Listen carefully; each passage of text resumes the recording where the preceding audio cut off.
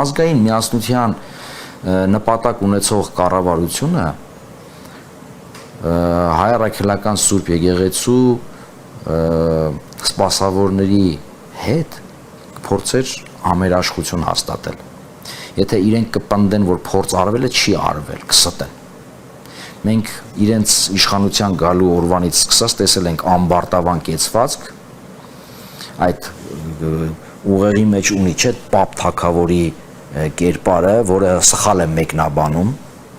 չգիտեմ, պատմությունը կարդացել է, թե Ստեփան Զորյանի Պապ Թագավորն է կարդացել, թե ինչ-որ մեկը իրեն այդպես մեկ ներկայացրել է։